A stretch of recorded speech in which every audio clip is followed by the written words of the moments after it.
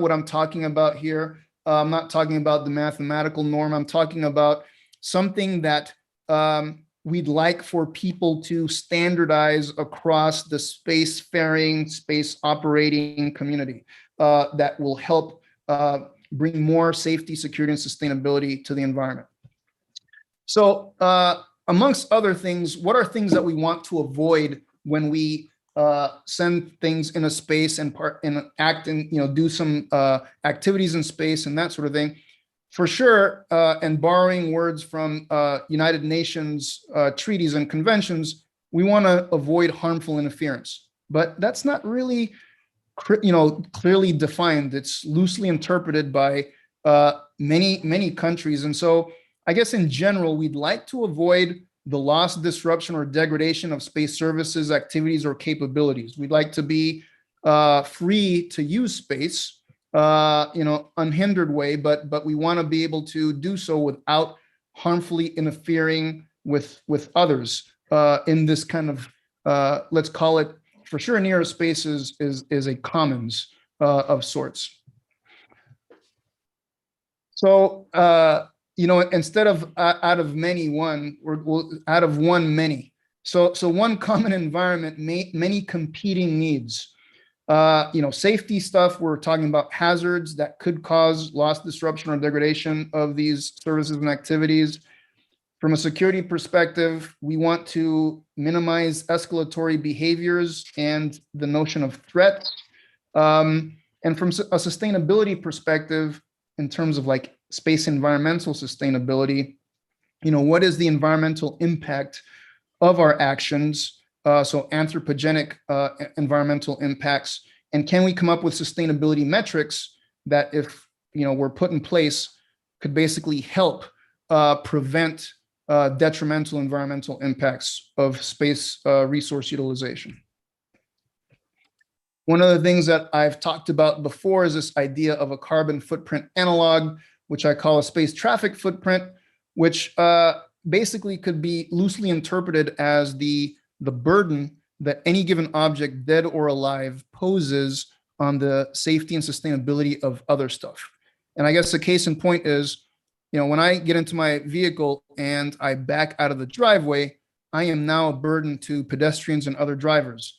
Even though people see me, they have to take my presence and existence into account in order to keep themselves safe. So even when we know where objects are in space exactly, and we can predict with zero ambiguity who's going to do what and when, it is still a burden that we have to take into account their existence and their actions to keep ourselves safe. So everything has a non-zero space traffic footprint. All right. People talk about threats. This is a picture of me in my early years, my youth. I was a cop in the U.S. Air Force at a nuclear missile base, Malmstrom Air Force Base, Montana, to be precise. And a threat required the concurrent existence of three things: opportunity to cause harm, capability to cause harm, and intent to cause harm. And so one of the things that I want to say to the space logistics community is the importance of norms in many ways is to try to remove the ambiguity surrounding intent. We don't want to appear to be threatening if we don't want to appear to be threatening. And so the thing is, what kind of practices can we put in place that would remove the ambiguity of what our intentions are in space? And so this is one of the reasons why we need to develop these norms or protocols.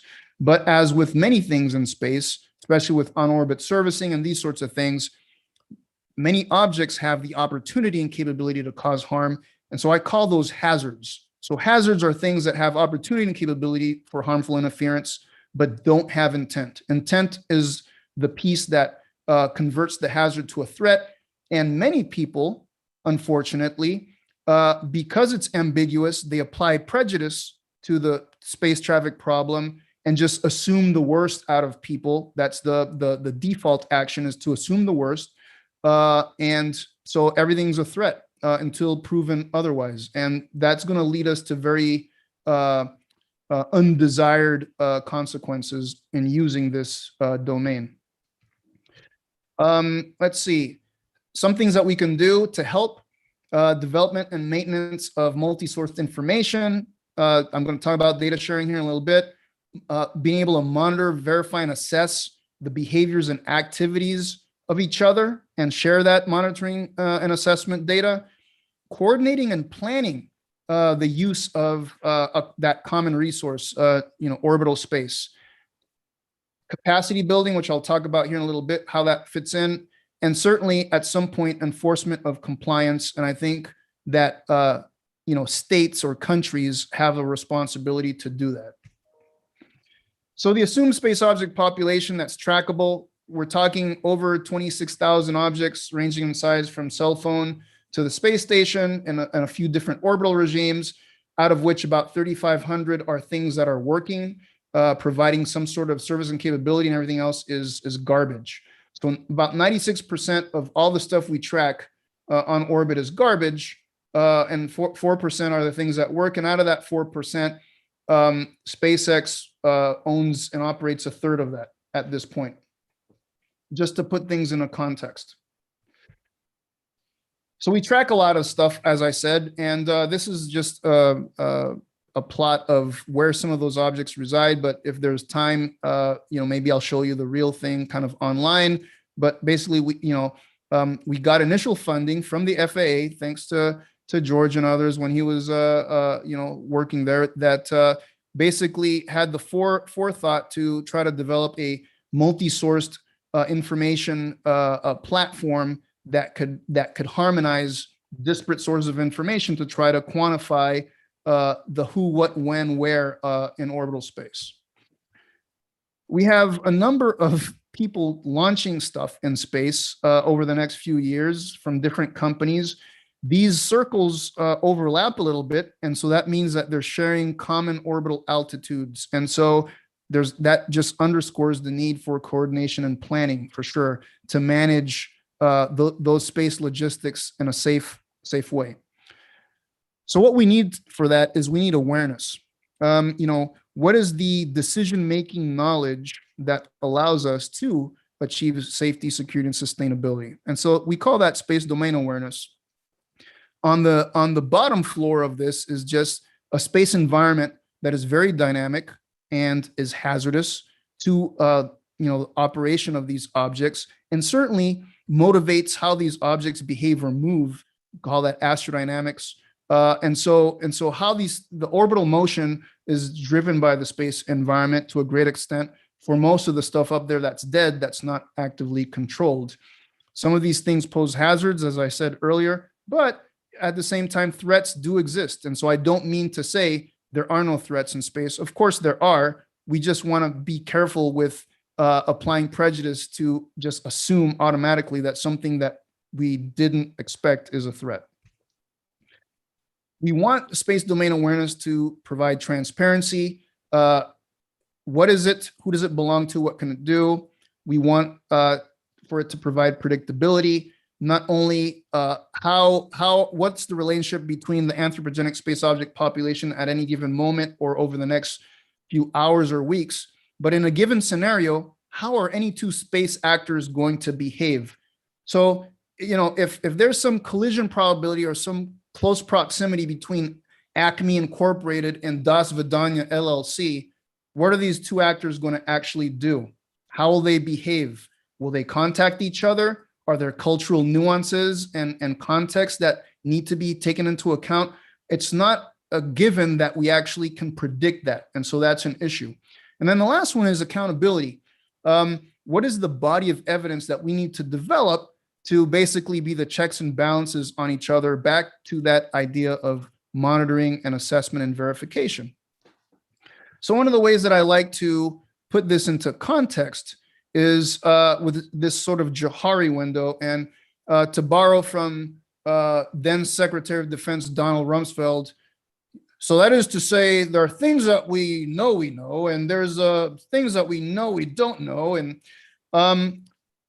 so it's kind of funny, but there is a thing to that. And so I think what I'd like for you to think about is that, known knowns, the two terms, the first term is what you are aware of, and the second term is what you have measured.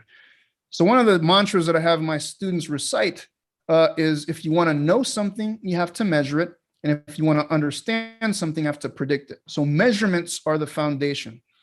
So things that we know are things that we are aware of having measured. That's where ideal decision making and really quantifying the risk is at its best. But there are also things that we are aware of that we have not measured, and those are the known unknowns. So we have to throw uncertainty and ambiguity onto that, so that because it affects our decision-making process, our decisions are mired in uncertainty. But I think, to me, the most interesting ones are the bottom quadrants, which, the things that we're unaware of and we have not measured, those are unknowable by definition. These are enigmas. And so what can we do about those? Well, this is where crowdsourcing and aggregating massive quantities of disparate and heterogeneous data is something to do. So that's big data. And through that aggregation, we hope that we, in the mutual information that exists there, that we have unknowingly measured something that leads us to discovery.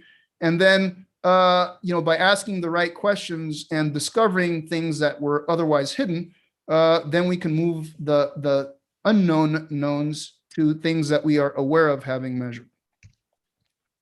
We can't measure everything in space. And so, we can't use descriptive statistics. We need to use inferential statistics, which is all about measuring samples of an entire population and then drawing conclusions about the entire population from the samples, hoping that these are statistically representative. So that means that anything we infer is in the context of uncertainty. So uncertainty is something we have to live with. One of the things that I had talked about earlier is this idea of capacity building, and this is where this comes into play. From my own experience, I can tell you that knowledge about space operations and how to do that and do it safely and all that is not even across planet Earth. And even across just the NATO alliance, where I've done lecture series, I can tell you across the NATO countries, the knowledge base is uneven. So uneven knowledge for sure means uneven practice. That's an issue. So what we'd like to be able to do is we want the knowledge to actually be common knowledge. And if we can make things common knowledge, then that facilitates common practice by harmonizing this with the norms of behavior and these sorts of things. So capacity building is precisely the headed in the direction of trying to make individual knowledge more common knowledge. That's what the capacity building is about. And that's why is foundational to being able to achieve norms of behavior in space. One of the things that's unfortunate about space domain awareness is that given evidence, especially when it's very limited, many hypotheses can satisfy the same evidence. And by this, I mean, if your satellite experiences an anomaly, did it happen because Mother Nature did something or because Jimmy schwacked your satellite when you weren't looking? And so these are the things that we have to try to find, what evidence can we bring together that leads us to one-to-one causal relationships so that we can avoid some of this ambiguity. But the ambiguity is very real. And this is one of the reasons why it's dangerous to just use prejudice to remove the inherent uncertainty and ambiguity that exists in the domain awareness. We want to move towards tracking things better. And so, most objects don't self-report their identity. So we have an identity crisis in space.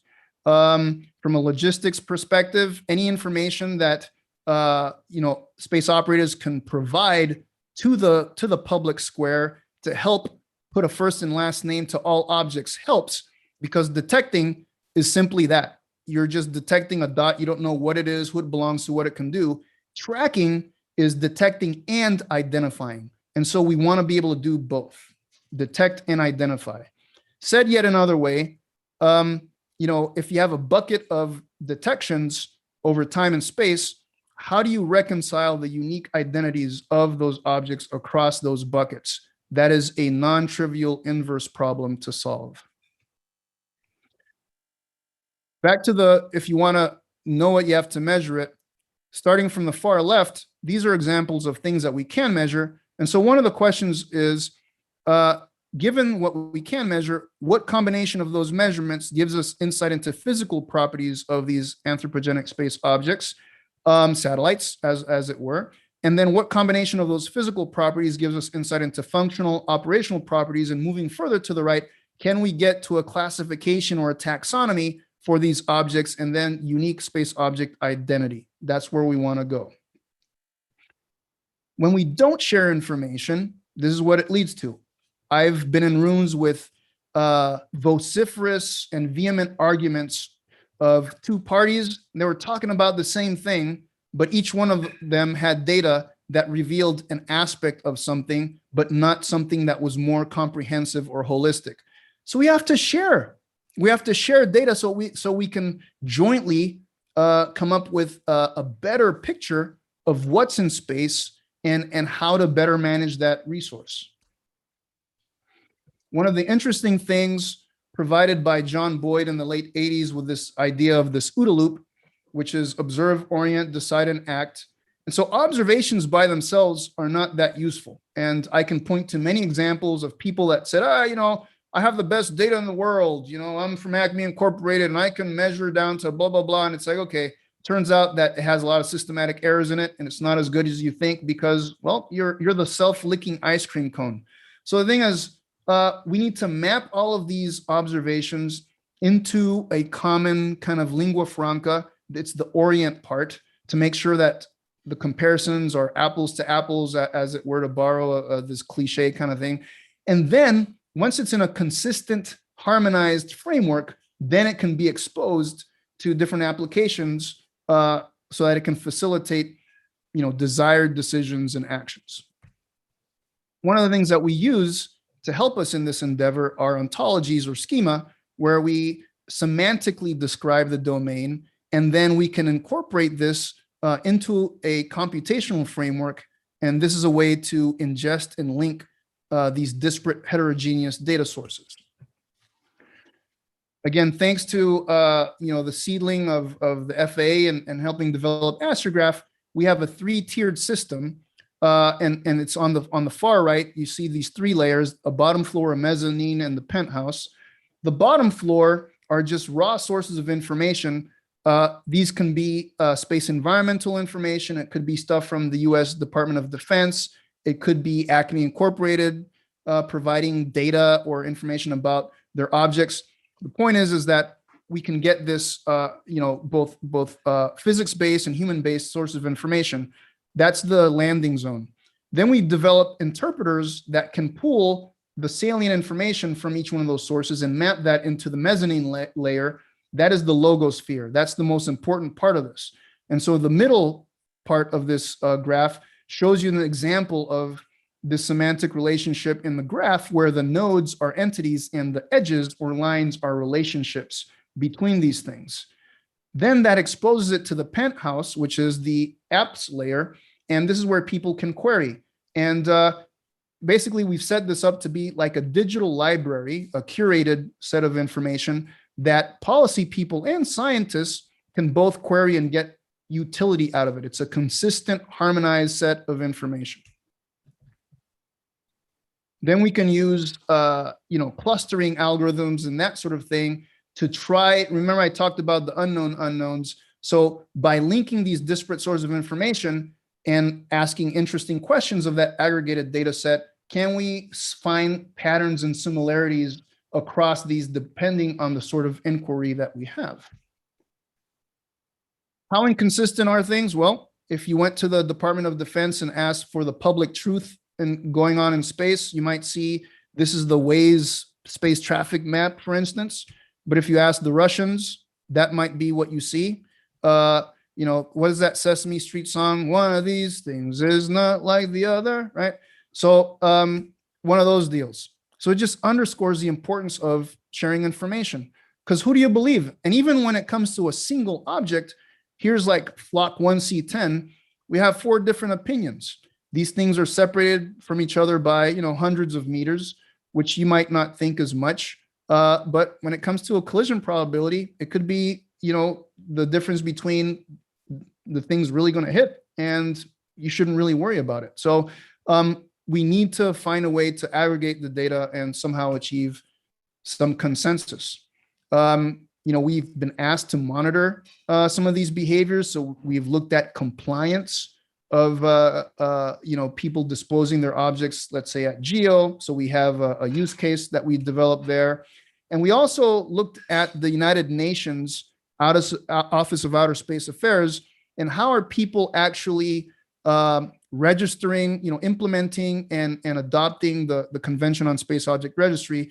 Are people compliant with that? And if so, how are they doing that? And so we came up with our own rating system. I kind of like the 5-star system, restaurants, hotels, that sort of thing. So I applied that with Space Object Registry. And interestingly enough, this is what the data show. I've done no massaging of anything. I just grabbed all of the Space Object Registry data from the UN and just looked at country by country. I applied this ranking system, and countries that have, just like with reviews, right? If you have 5 stars in one review, that probably doesn't count as much as 4.5 stars and a gazillion reviews, kind of thing. So it's weighted in that sense. But the words in the treaty are register your object as soon as it's practicable. So we looked at the lag time between launch and when it was submitted by the country to the UN. And as soon as it's practicable by some countries is consistently, on average interpreted as several years. My guess is that as soon as it's practicable was not intended to be, hey, you know what, 5 years after the thing's on orbit, we get around to it, submit it to the UN. So the thing is, even when we have common law of stuff in space, there's no common interpretation or common application. And this has serious consequences for space logistics as well. So we need to understand, again, you can't manage what you don't know, and you don't know what you don't measure. So measuring and quantifying has to be the foundation of how we can understand how we're all interpreting and applying these things before we can get to decision making. So with that, I'm going to leave you with some famous words from Rudolf Emil Kalman, the co-inventor of the Kalman filter. Whenever a model is built, it's always proper to basically ask yourself, is the model really reflecting the data, or is an artifact displaying the prejudice of the creator? So we should all be for prejudice-free inference. Love that. Love that. All right. Thank you so much. Thank you, Moraba. That reminds me of some of my modeling work that I like the quote, all models are wrong, some are useful. Nice. It's really wonderful work that you've done, and I enjoyed getting to see the various developments and the ways that it's put together. The game of celestial chicken that you described is, in my newcomer shoes to the space industry, I certainly follow all of the data analytics pieces, but human behavior isn't a factor in subsurface operations as much, and in real time at 17,500 miles per hour. So that's a new consideration for me, and maybe for some others as well. And you address, I had some questions about, specific accuracy, and you showed that it's hundreds of meters sometimes, so very helpful there. I wonder if you wouldn't mind going back to an earlier comment about the space traffic footprint, and talk a little bit about how you might compare that to a carbon tax credit. Is there a system that you've proposed to apply that footprint to regulation, or is it just in its initial stages of being described and defined? Absolutely. So it's in the initial stages of being described and defined. I will say that it's very useful to talk about it in the context of things like orbital carrying capacity. Just like there's carrying capacity in ecosystems and highways, we do have orbital highways. And we have not, as a global community, come up with a definition for that. The European Space Agency has come up with an initial kind of concept for that, and we're looking at that as well. But one of the things that I've told people is that you can loosely understand the orbital carrying capacity as being saturated when our decisions and actions can no longer prevent some percentage of losses and disruptions, right? So if we can say, hey, in this sun synchronous orbit, we're experiencing 10% of losses and disruptions that we have no idea what to do about it, because we can't decide things to make that smaller, to reduce it. So that is saturated. We should not be launching more things in that orbit, because we already know that there's this percent chance that the thing could be suffer this kind of ill consequence, and we could do nothing about it. And I think that in context of the orbital carrying capacity, then and I'm going to be a little bit bold here, just like the ITU allocates spectrum to people launching stuff in space, there could be an equivalent that would allocate carrying capacity to people going through their own national space law, launching, licensing kind of things, where you say, hey, look, you can't put something in this orbit because the capacity is saturated. Somebody needs to provide capacity back by removing this percentage of the space traffic footprint. And in fact, now there's a business case to be made for providing capacity back, or for minimizing space traffic footprints. Do you think the burden for removing that lies with the person who wants that spot in the orbit, or with the person who put the thing that needs to be removed? So I think I'm going to also just kind of put myself out there. I think the burden should be on the owner of the junk. Just like, look, it's like, if I'm going to get on a highway, and then when I get on the highway, there's a bunch of cars that are just like without drivers. If I have to remove the cars out of the road just so that I can use the highway, that's not effective. And at the same time, from a liability perspective, I, as a private citizen, would probably upset the owner of the car on the side of the road if I just got in and just like drove it off, right? So I think that there's some analogies that we can make that are useful to kind of an international body to say, look, now we've quantified the space traffic footprint and carrying capacity. We can identify specific nations that are taking up the capacity, and we can then approach them to say, look, here's a country that wants to make use of this space, and it can't do that because you have a bunch of dead stuff that serves no purpose that's taking this stuff up. So maybe you have so much allotted time to remove it. And if you don't do that, then we're going to pay a third-party space tow truck company to remove the thing, right? Yeah. Enter Astroscale. Wow. Could be. Great. I think I will save my other questions for the panel, because I think it would be interesting to have those answers from all three panel participants. So thank you very much. I'm so glad you'll be joining us for the panel, and we'll go on to our next speaker. Oh yeah, thank you. Thank you. All right, Brian Whedon. Dr. Brian Whedon is the Director of Program Planning for Secure World Foundation and has more than 20 years of professional experience in space operations and policy.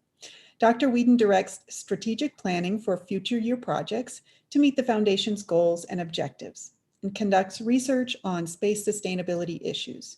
He is a member and former chair of the World Economic Forum's Council on the Future of Space Technologies, a former member of the Advisory Committee on Commercial Remote Sensing to the National Oceanic and Atmospheric Administration, and the Executive Director of the Consortium for Execution of Rendezvous and Servicing Operations. Prior to joining SWF, Dr. Whedon served 9 years on active duty as an officer in the United States Air Force, working in space and intercontinental ballistic missile operations. Dr. Whedon, the floor is yours. Thank you, Lee. Happy to be here today.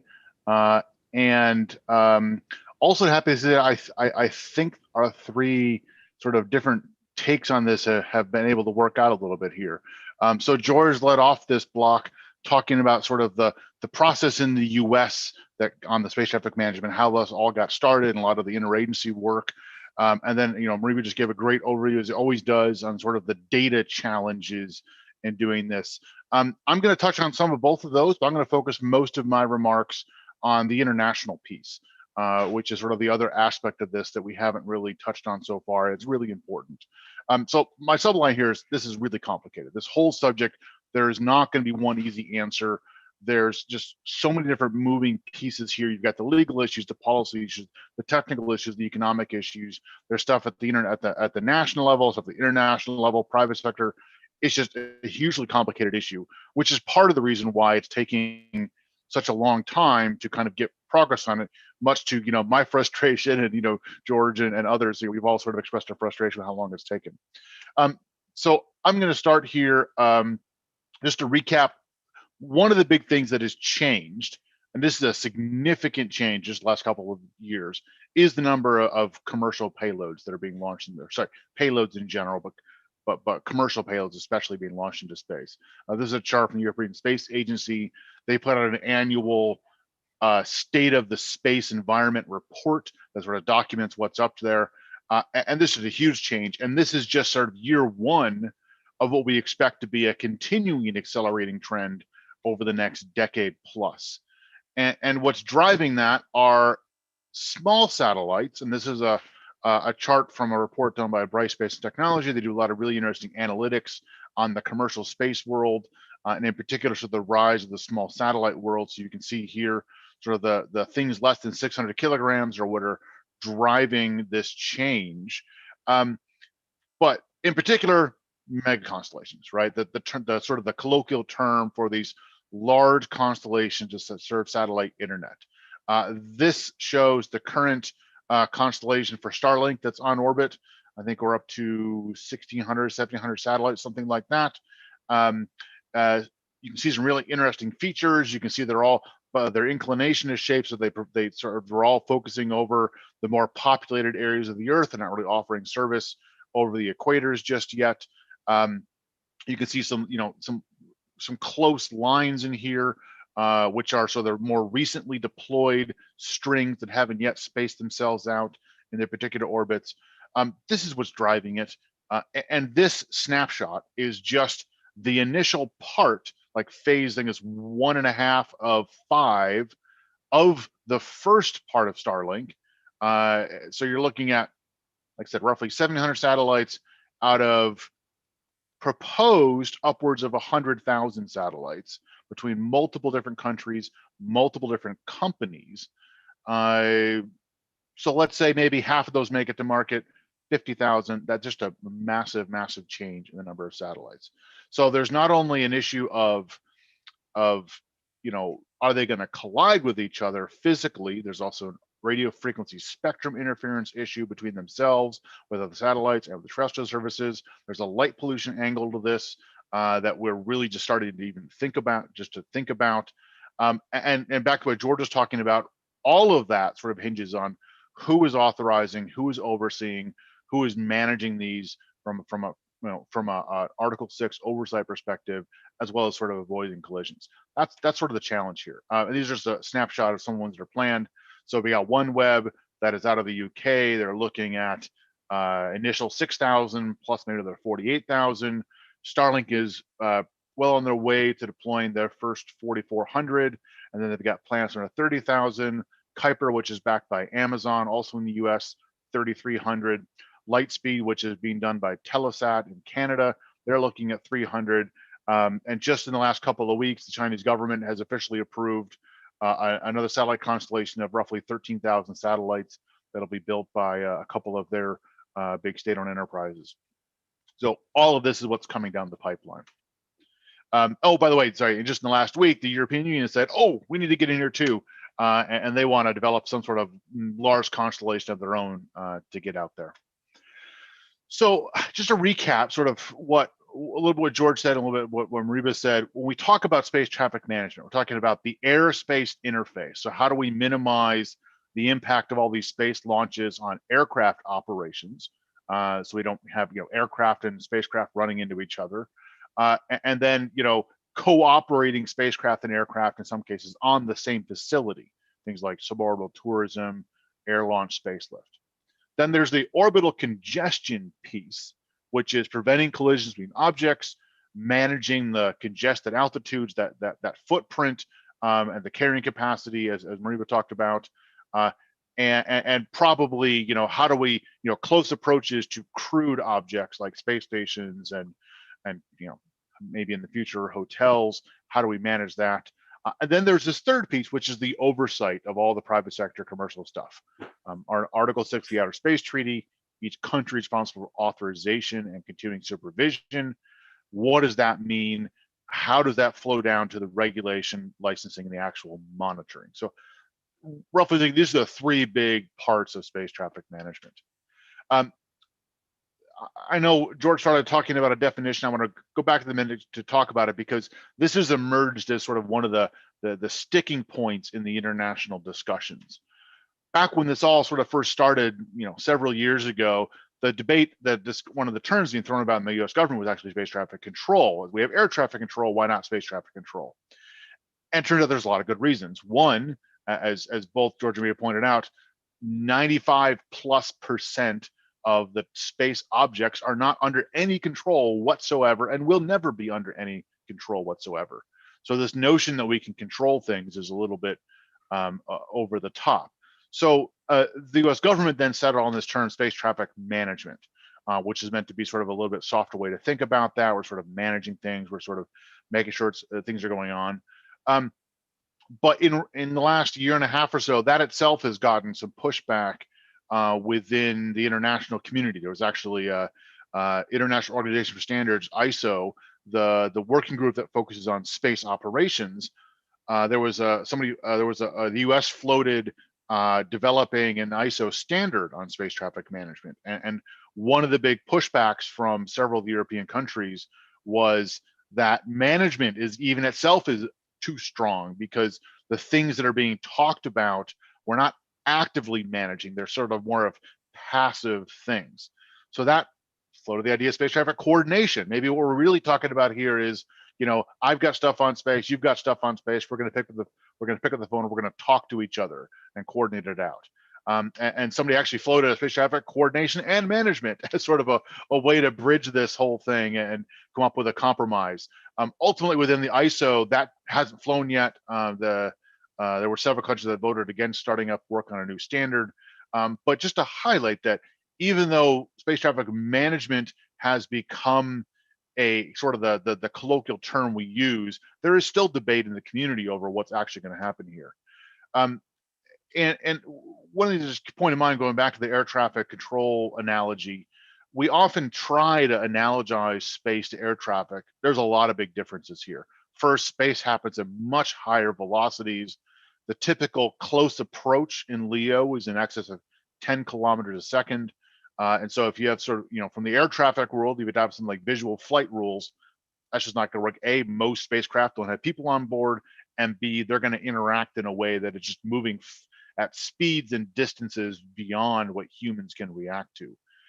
As Mariva was getting at, the current state of the art is you don't have a definitive yes, no, if two things are going to collide. You have a probabilistic analysis that says that, there's a certain percentage that they may come close, and they're going to come close and they may collide. And so you have to make decisions based on what your risk tolerance is as an individual operator. As I mentioned, less than 5% of space traffic have any ability to maneuver, compared to pretty much all of air traffic. There's no such thing as national airspace in orbit. States have jurisdiction over their space objects, but not over regions, which makes it challenging to do things like zones and sort of, manage who gets access to what. And then finally, there's no international framework for harmonizing the national regimes. And that's what we get to think of this thing ICAO for space, which has come up in our community. The International Civil Aviation Organization, ICAO, does exactly that harmonization. It was created by international treaty, the Chicago Convention, and it is an international entity that sets global standards for air traffic that are then implemented at the national level through the different administrations in the US, the FAA. So people have talked about, should we have one of those for space traffic management, some sort of international entity that is setting those standards. ICAO itself actually does have a space transportation working group that's been active for the last several years. They are more focused on the air-space interface than they are focused on activities in space, because that's sort of that's the link, that's the hook for ICAO to get involved, is the impact on air traffic. And discussions are going on for a few years. I'm actually not aware of a specific change coming down the pipeline. I think it's been mostly sort of just a discussion. Somebody asked earlier, sort of, what do other countries think about this? And the answer is they're still working on it.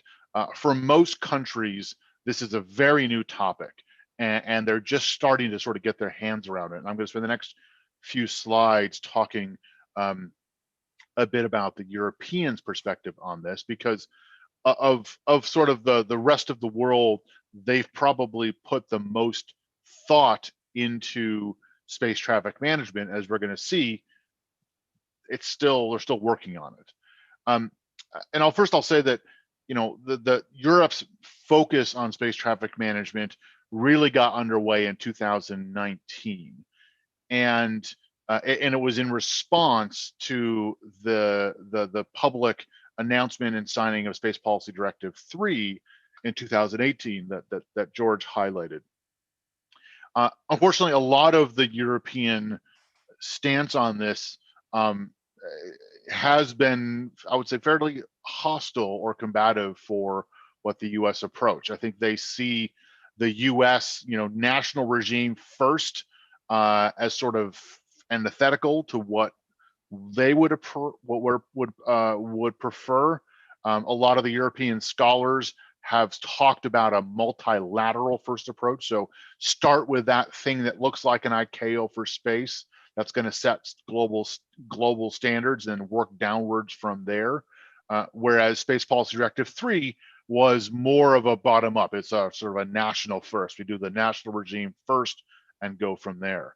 A lot of the Europeans are skeptical of this idea of, you know, letting the industry set the standards that then become the baseline for the regulations, which is what is encapsulated in Space Policy Directive 3. And I also think that a lot of this pushback is tied to sort of, it's flavored by the broader Trump administration hostility towards Europe. That was sort of the broader context, unfortunately, around space traffic management. Is, you know, even though much of the substance that was in Space Policy Directive 3 was not partisan, was not controversial, it was largely similar to the things that were talked about and mostly underway during the Obama administration. I think it's been caught up in this broader sort of, you know, political issue. So in 2019, there were 3 European-led organizations: the International Association for Space Law, International Institute for Space Law, the International Astronautical Federation, and the International Academy of Astronautics all signed an agreement that they were going to jointly study this issue. Some that's been going on sort of behind the scenes. Just in the beginning of this year, the European Union launched a few different studies under their Horizon 2020 program, specifically to look at space traffic management. There are a few. It's kind of hard to keep your hands on all of them, get your hands on all of them. But 2 of the primary ones are the Space Traffic Management for 21st Century Space Operations, and then the European Ways Forward Space Traffic Management Spaceways. Those are their links here on the go to the actual project page under the European Commission, and they have, you know, $1 million or so in funding to kind of do a study. In addition, the European Commission's Director General for Defense and Space, DG DEFIS, has launched an EU pilot project for STM. All 3 of these are on like a year to year and a half sort of a time scale. So that would be finishing up end of 21, first part of 22, before they start making any recommendations. As to what those recommendations might be, well, it's complicated. This is taken from a statement put out by the Council of the European Union just last week. Talks about how space traffic management is an important issue, highlights how complex it is, and in particular, this issue of multiple levels of competences. So the European Union has the authority to coordinate foreign policy, which space kind of would fall under, but the individual member states retain regulatory authority over their industry. So any kind of industry regulation would have to be at the European member state level, not at the EU level. Then there's questions about where do we put the research, where do we put the R&D, the capacity building, all that kind of stuff. So this is where they talk about the second paragraph here about this. There has been agreement on the Commission to create a space traffic management flagship project to build some sort of European STM capability, and that is going to draw from the studies that I mentioned that were underway. And as you see here, they're end of 2021 through mid 22 is when they're going to be coming out. So that was sort of a brief look at. Oh, by the way, there's another entity. Sorry, before we get to the end here. United Nations Committee on the Peaceful Uses of Outer Space, UN COPUOS. They're sort of the UN forum that talks about space issues. They've talked about space traffic management a little bit. There's nothing specifically underway there at the moment. COPUOS spent from 2010 through 2019 working on voluntary guidelines for long-term sustainability of space that touch on a lot of the things related to space traffic management. They talk about improving SSA data sharing, improving debris mitigation. They talk about countries improving how they provide oversight of their national activities, but there was not a proposal from UN COPUOS on space traffic management specifically. And it's still just essentially basically a discussion point. So to wrap up, Space Policy Directive 3, even if fully implemented in the United States, and George talked about sort of the challenges just in doing that, which I think we can expand more during the policy discussion, is only going to be the first step. There's also this broader conversation over international norms and standards of behavior that is what would be implemented to the national regulation. And if we adopt the ICAO model for space, what that means is even if we get this international entity that helps set those norms and standards, every single country with satellites would need to have their own version of SPD3, would have to need their own national regime and administration. That's over 60 countries at this point. That is a huge lift. If we've seen how long it's taken the US to get its hands around this, that's a huge thing. Meanwhile, commercial space activities are ramping up and are going to be continuing sort of regardless of what happens on the governance side with the space traffic management. So that's it. I will end there and more than happy to talk about questions. If you want to save those, we just go right into the panel. Up to you, Lee. Thank you so much, Brian. It's just fascinating, this evolution. Can you talk a little bit about, well, you haven't minced words on Twitter about the behavior of some countries and the effects of those behaviors on their launch prospects and allowing them to do that. Talk about how we use other issues and policies and political influence on other things to encourage compliance with, it seems, the only rules that are out there, which is the registration with the UN. And maybe, Moraba showed the quality, 5-star ratings, 4-star ratings. Can we at least start working with these countries about going from 3s to 5s, using a little bit of a, massaging with other policies? So honestly, I think the registration convention is one of the more difficult ones to kind of get more specificity, more compliance with. The words that are in there that Maria talked about, that's what we call strategic ambiguity, right? Think about when these treaties were being negotiated in the 60s and the 70s, the primary thing that we were doing in space was national security. We had, the U.S. is putting up Corona satellites and the first spy satellites. We had, very classified military things going on. Soviets doing some of the same things. We have ballistic missile testing. Both countries, U.S. and the Soviets, there was a desire to kind of not have the nuclear arms race extend into space. So they both wanted to kind of cap that off, but they both had things going on in space. Sorry, and they both wanted to publicly demonstrate they were, all for humanity and peace in the world and using space for good things, but they also had very classified, secretive things they wanted to do in space. So that's why that ambiguity is there. It's actually even worse than what Mariva talked about, because if you look at, every single military satellite registered by the U.S. has the same very bland euphemism. Satellites engaged in basic things such as weather or communications, something along those lines, for every single satellite. And the same thing with the Russians, right? Every single one of theirs military government satellites has this sort of very bland euphemism. That is an issue that touches on national security, which is always the hardest to get countries to abide by. In a lot of these discussions, we've tried to split out sort of the security and the safety civil things, because the safety and civil in some ways can be easier to talk about. So that's one. The other thing I would say is, some of us in the private sector and the NGO community have been vocal about trying to pressure countries on this, because countries often aren't the ones doing that. And that's because it's hard to find, I would say, a country that is sort of a stellar actor on these. If you look across that chart that Mariba showed, none of the major space powers are really standouts in terms of really doing great jobs in registering all their satellites.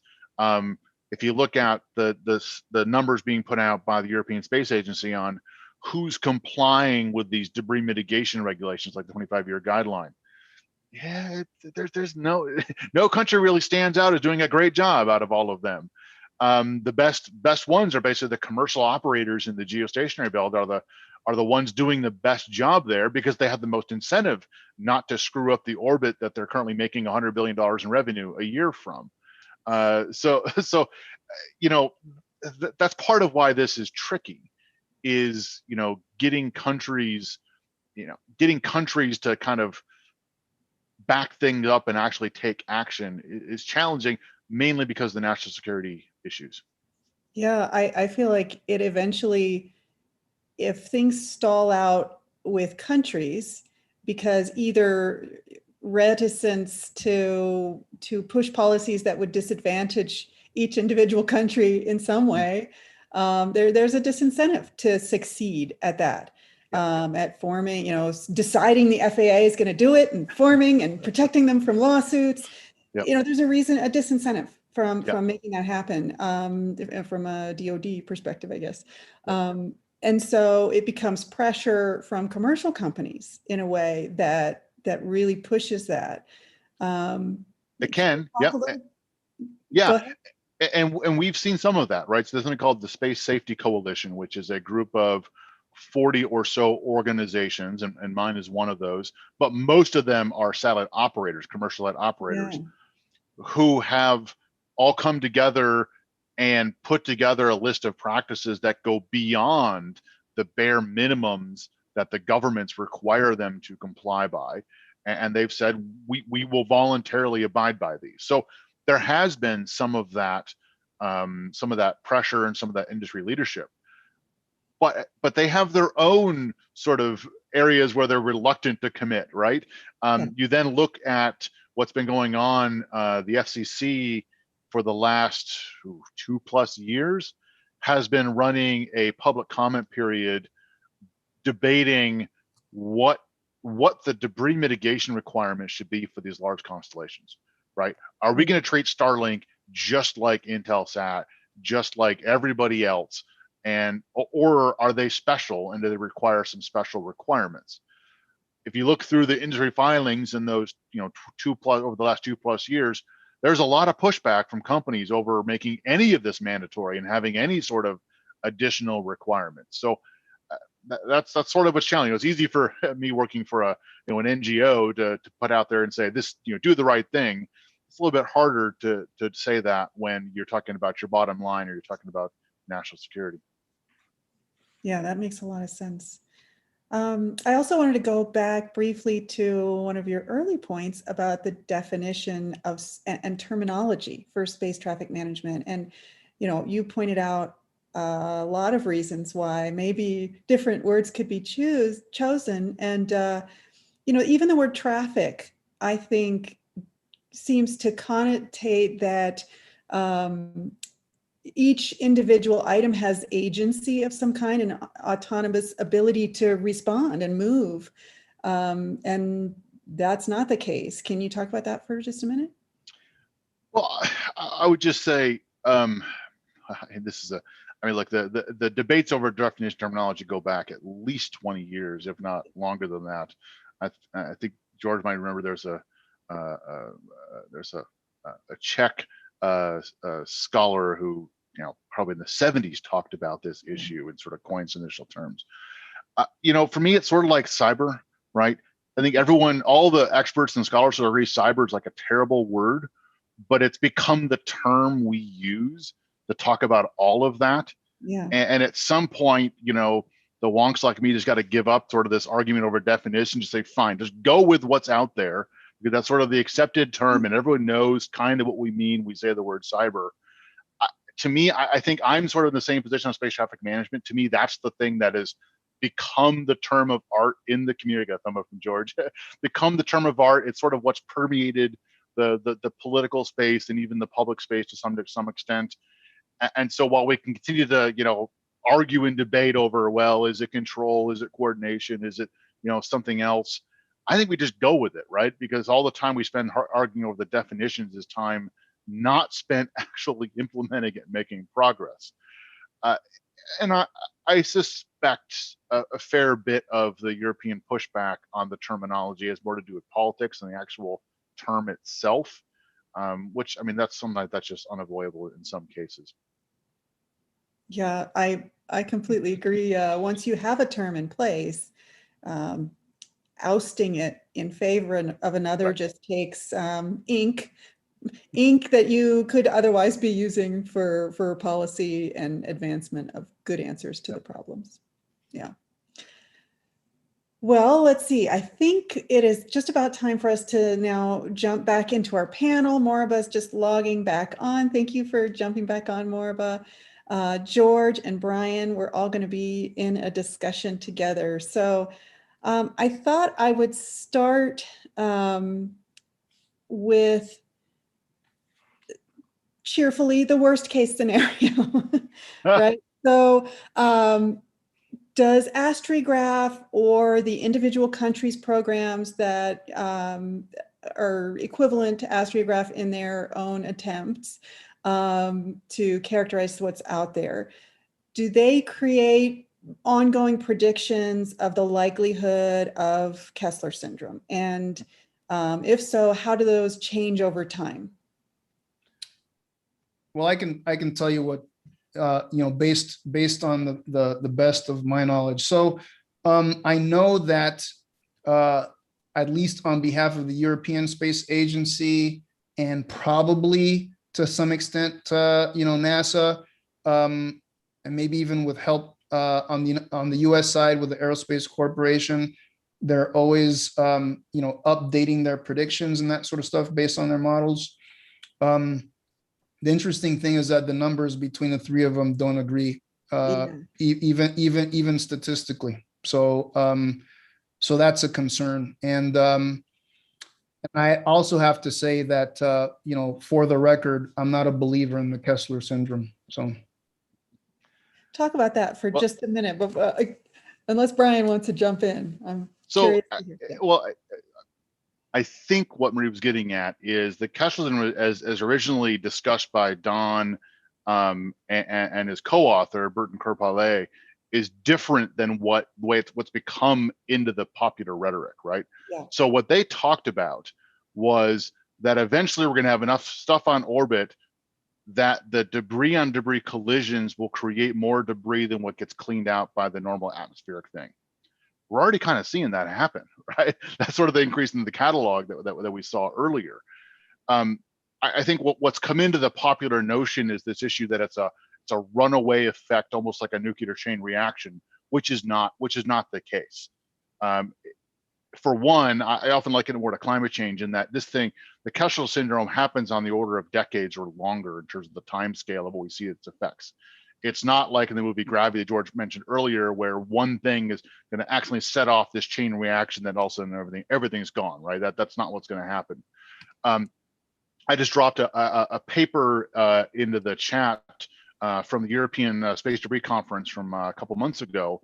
And the paper's about stress testing the debris mitigation guidelines by a guy named Hugh Lewis, is one of the researchers in the UK. He did an interesting scenario. He basically took the top 50 most threatening, dangerous, massive objects and detonated all of them at once, and then ran a simulation to see what happened. It was bad, right? You know, we had lots and lots of collisions, not an environment you want to operate in, but you did not see this, you know, exponential runaway growth that some have been fearful of. So I think that's sort of, maybe like you've been on it a couple of times. I think that's sort of what you're trying to get at here. The way I would suggest thinking of it is the amount of debris we leave on orbit is going to lead to a future equilibrium of debris objects that poses a certain threat to satellites. And the question is, are we good with that or not? Right? Yeah. You know, let's say if you leave 10,000 objects, you know, the collision threat is going to be X. If you leave 20,000 objects, collision threat might be 3X, something along those lines. But I'm sort of making up numbers here. The question then is that a risk we can live with? What is the implications then for human spaceflight, for, you know, commercial business models, for just, you know, government funding satellites and protecting, you know, national security satellites to keep them on orbit? That's what we're really worried about in the community. Yeah, that becomes part of the economic risking of any project. As your launch costs go down, you can take on a little bit more risk. Very interesting. Thank you for making that distinction for me, and I'm sure for a few others. George, did you want to weigh in on that topic as well? I think both Marva and Brian have explained that very well. That doesn't mean that there's no risk or that of course, right, addressing these problems, but it doesn't mean that we are within days of never being able to go to space again. So have to keep it in balance. Yes, that's a very helpful point. Can you talk a little bit about what Brian and I spoke about just in his Q&A about the disincentive for countries to actually succeed at making their own regulation, because it forces them into kind of a catch-22 in terms of national security? Have you run into those conversations in real life, in your role at FAA, in those conversations, or do those go unsaid?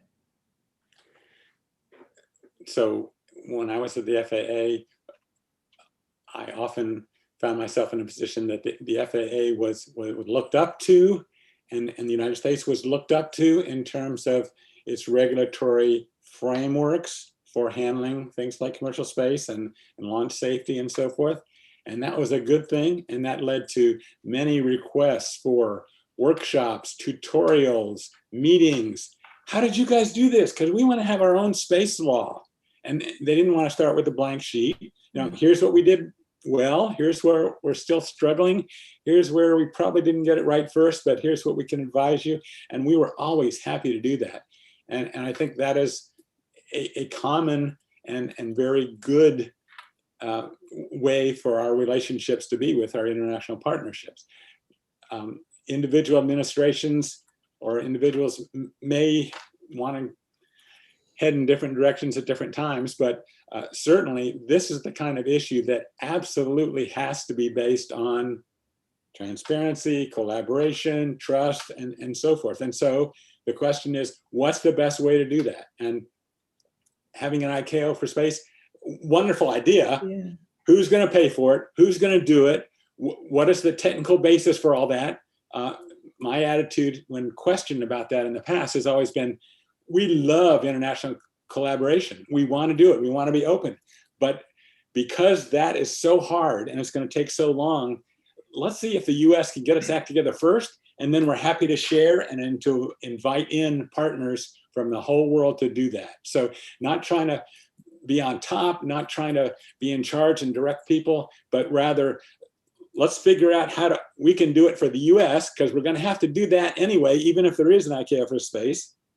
And once we've got a system that works, let's share it and encourage others to participate. And there's lots of ways to incentivize collaboration along those lines. So interested in Morba and Brian's thoughts along those lines. Yeah, I mean, I think that makes a lot of sense, and certainly I think that there is a way for the U.S. to figure it out. I think it's possible. It just has not happened yet. And when I look at the evidence, it seems like we're stuck in a gyre. We're just moving around, and there's a lack of decision making. And I can tell you, I think one of the more frustrating things is now it seems like the House science folks want to revisit this whole thing of which is the civil entity that it's like, we've been down here, we've spent money, let's just do something, right? It's yowza. So yeah, no, I share that frustration. I think I've written that exactly thing, I think at least a couple of times in the last year. The other point I would make here is I don't think this is an either or, right? That's why I sort of brought up the ICAO and the air traffic, where even if we had and something like an ICAO for space, we still have to have national administrations to actually do the regulation and the licensing. And even if the US did put this scheme in place, that only works for the stuff licensed by the US government. So you have to have some sort of international coordination. You're going to have both parts of it. So to me, it's not a matter of either or. It's more of a matter of where you start from. And I tend to agree with George that we start from what is a little bit easier to handle, and that is the national administration piece. But I'll just point out that the three of us are all three Americans, so maybe it's just sort of in our we're sort of more amenable to sort of that approach than others might be. Yeah, that comes back to the crawl, walk, run. When things are difficult, just start with something Mm-hmm. and move it ahead. Can you describe where you think the Biden administration is as of today? I think the nomination of Bill Nelson was fairly well received in the industry, with some pros and cons, but at least he's knowledgeable and some people are big fans.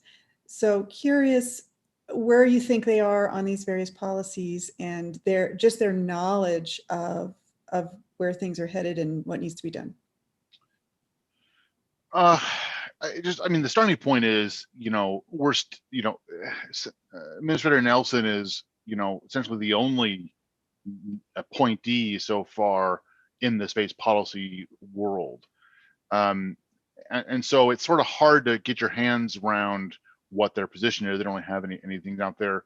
A lot of us had interaction with the transition team. The thing that my organization and a lot of others sort of pitched to the transition team was consistency.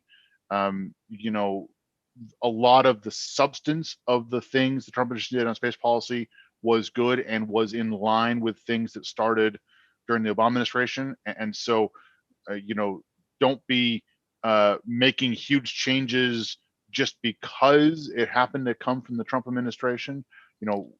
Trying a lot of the substance should be okay, and let's move forward, right? Let's not go back to revisiting these decisions that were made a few years ago and just have yet another delay.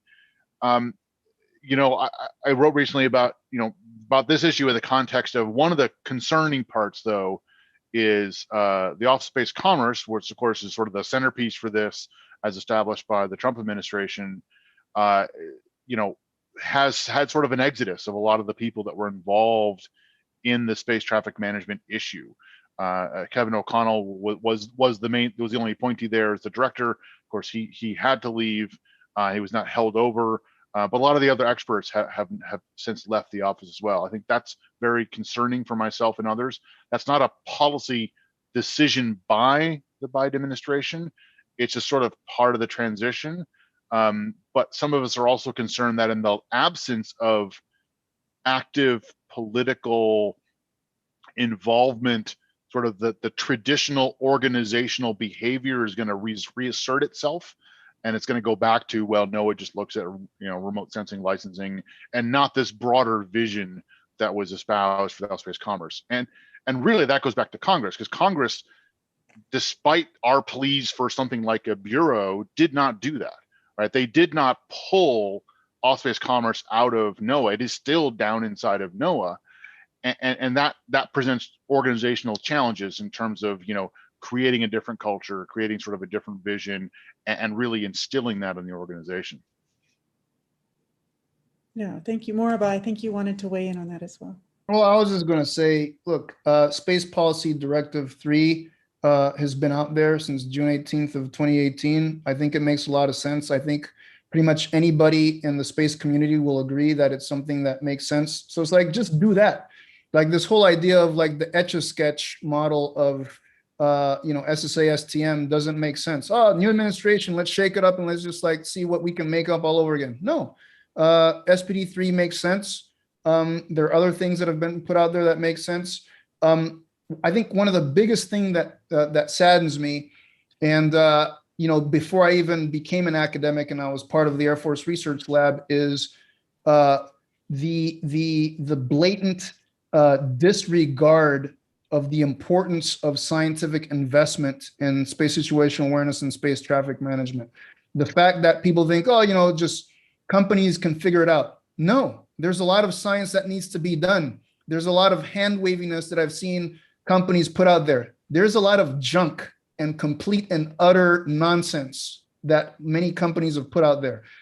Where's the independent checks and balances? Where are the research institutions to provide the scientific underpinnings for this to be successful? It's the spray and pray model. It's like the left hand doesn't know what the right is doing. It's let me throw a couple, tens of thousands of dollars at the wall and hope that something sticks. It is really bad. And I think that it's to our detriment. We are being left behind when it comes to this sort of thing. So that's one of my biggest concerns. Just quickly to add on to that, just this morning or yesterday, the Senate passed that there's a huge bill tied to competitiveness with China and computer chips.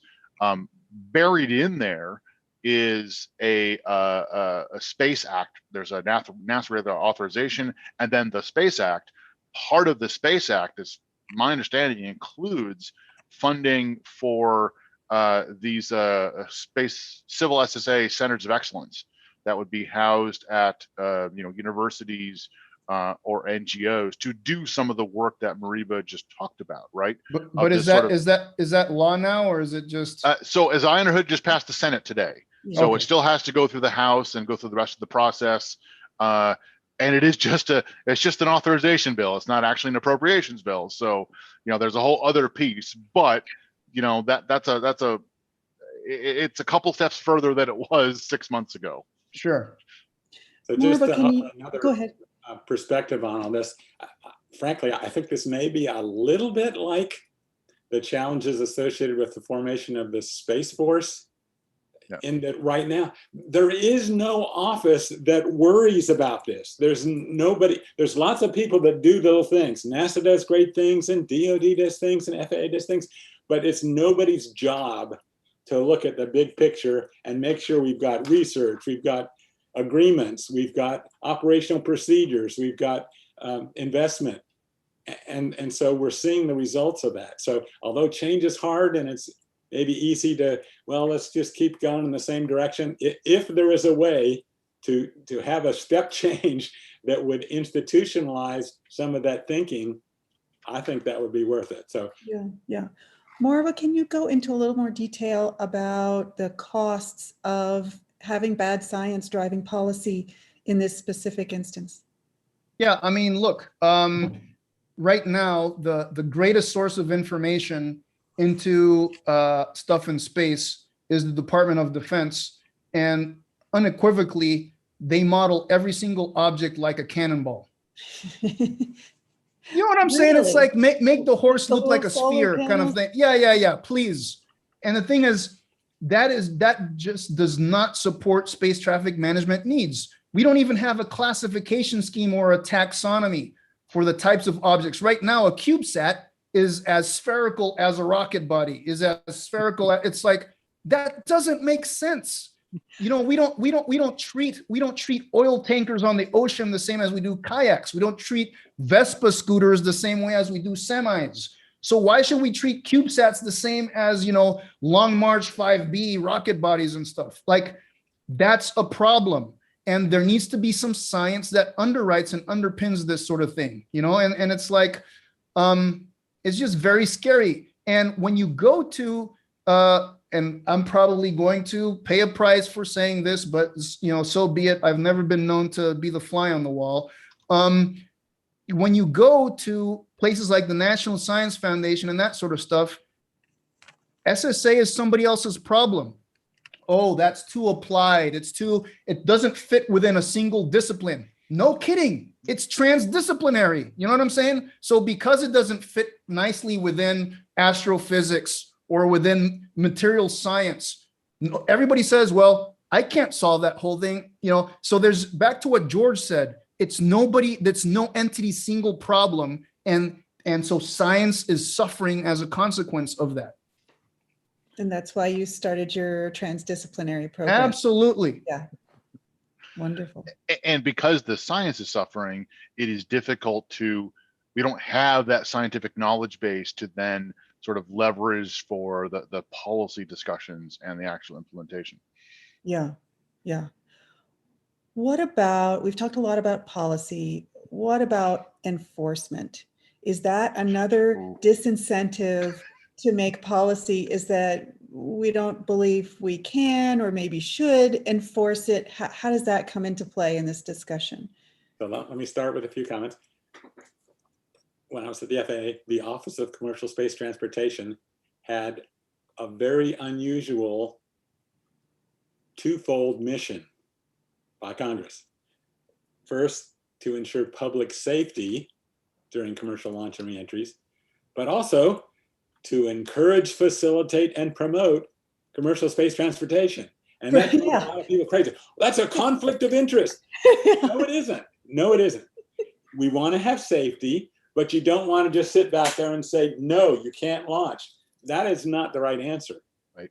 And so I think there is a way, if you have the right organization and you give them the right instructions, don't just say no. Let's figure this out. We may well need some regulations, but before you can have a smart regulation, you have to have information. Yeah. And we don't have good information, as Moraba has been talking about. First, let's get some better accuracy and completeness and timeliness in the information we have and share it. And then that'll inform potentially the need for better regulations. But again, right now, we don't know where these objects are very accurately. And so we have to have huge buffer zones around all of them, because they might be close to one another when they might not. So there's a definite sequence when in terms of how we should head towards regulations. We may well need regulations, but that should not be the first thing that we grab for in the toolbox. Did SPD address funding for the right research to solve some of those problems? No. No. Yeah, it was a policy document, right? It Right. doesn't address funding. It doesn't, because the executive branch doesn't have the authority to do that. That's reserved for Congress. Yeah. Kelvin talked about some of those things the other day, George. And there's, he described document 60, I think, which is consolidating various regulations that all were trying to do individual things. And now it's makes better sense, but that's just for the stuff that FAA has been regulating for decades, right? Correct. So the idea that the new stuff is ready to be solved is a tall order, especially when we don't have the foundational science completely done. Yeah, and I'll throw sticks at Congress again, because honestly, they really have been sort of the ones holding some of this thing up. So yes, Congress most recently did authorize off-space commerce to do this commercial SSA pilot program and did appropriate money, but they did not address the expanded authorities issue that we talked Yes. about, right? Yeah. So that is still an open question, and they didn't address the organization issue in terms of the, they're still down inside of NOAA and NESDIS, and thus, again, as George said, sort of similar to the Space Force, right? If you're down inside another organization, can you really, and your priorities are not the same as the parent organization, how much real priority can you give to those things? Yeah. And I'll also say, with George's work, commercial space transportation, I think has the same issue with the FAA, right? The big FAA has not always been all that supportive of space stuff. And AST is a small little organization of 100 people and $20 million inside of a much bigger organization that has a different focus. So that's why we were talking about sort of elevating both the Bureau of Space Commerce and the Bureau of Space Transportation to solve both of those challenges. Just on the regulatory, on the enforcement piece, that's sort of the thing that nobody wants to talk about, right? It's bad politics for the government to talk about enforcing things. That brings out all sorts of antibodies. The commercial sector generally doesn't want to talk about enforcement because that means they might have to comply with things or get penalized. We really aren't there yet, right? We're still in the discussion of, let's just get some basic data and authorities and a basic system in place. Then we'll figure out what sort of the rules are, and then we'll talk about sort of how to enforce them. So there really hasn't been that much question. And internationally enforcement, I mean, that's then we have whole post-Westphalian discussion of the international order and whether or not enforcement is even a concept in international politics. Yeah, the UN doesn't seem to think so. So They don't have the authority to, right? What about the Space Safety Coalition and funding for the science? Has that been a discussion yet? Do they, with these companies coming together, and many of them with active satellites and real revenue streams and real customers, unlike some space companies, is this a pathway to funding the science? So here's the thing, right? So I have an opportunity at UT Austin to actually put together what's called an industrial affiliates program. The IAP, the cool thing about UT Austin having this sort of thing is basically none of the funding incurs any sort of indirect and overhead. So at UT Austin, when I get a sponsored project, FAA or a company, usually the 58% is indirect and overhead, right? Yeah. But the vice president of research has said, for this kind of industry consortium, it's pre-competitive work, so there's no IP involved. It's treated like gift money, and there's no indirect and overhead. But you need at least 3 companies and 150K to get this going. I have chased, as everybody's like, oh man, you're like the rock star of SSA and STM. We love your work. You're doing saints work, man. It's like awesome. It's like, okay, will you join this consortium to basically, no, I'm telling you this, it really upsets me. I have individual companies getting a hold of me saying, we will fund your research if the research shows that our business model for LEO is the right one. I'm like, no, I'm not going to do that. Show that our aggregated collision probability is the thing that makes sense for that. No, like, give me the money, I'll do the science, and the science will speak for itself. But you can't say, well, I'll give you a dime only if it like demonstrates that we're the most awesome, most sustainable kind of thing out there. I'm not going to do that. I refuse to sell my soul to do that sort of thing. I refuse to do that. And the other thing is, then these companies are like, oh, well, they're arguing with each other. They're trying to one up each other out in the media, or, oh, the FCC filings, this, that, or the other. But none of them are willing to come together to, again, just fund the science, because they'll blame the government for not doing this, but they have resources that they could bring together as a consortium to fund the science and let the science speak for itself. And they still refuse to do that. And so I have to tell you, I see a lot of companies speaking out both sides of their mouth on this one. Yeah, that's fascinating, because having been in the oil industry for a long time, funded a lot of wildlife studies, those kinds of things, and never have seen any company demanding a certain outcome of research in combined funding or company funded programs. That's a little bit shocking that the space industry, speaking of it being the wild, wild west, which we heard earlier, that maybe is borne out. Would you say that it's more likely happening with larger companies or smaller companies that's an issue? I think I'm going to stop speaking at this point. But the thing is, everybody on this call has heard at least of a few of them, and I will have to say that most of this is not being driven by scientists and engineers at the company. This is being driven by lawyers at these companies. Yeah. So I think Moraba makes some excellent points, but I'm not going to blame industry for this problem, because this is why. It's not one company, it's not one university. It is bigger than that, which is why the United States government needs to be leading and encouraging participation and investment by the private sector, as well as partnership with academia. We don't have that piece today. Right. Yeah, there's a long history of the U.S. government, buying into the public good of investing in S&T all the way back to, Innovation Endless Frontier and Vannevar Bush and all that stuff. This is an area we haven't done a lot. We haven't done a lot of that in this part of space, right? We do it a little bit for some of the pure space sciences. We do it for, astronomy and other things, but there's not really, in terms of this aspect of space activities, public funding for this sorts of research to do this sort of a thing.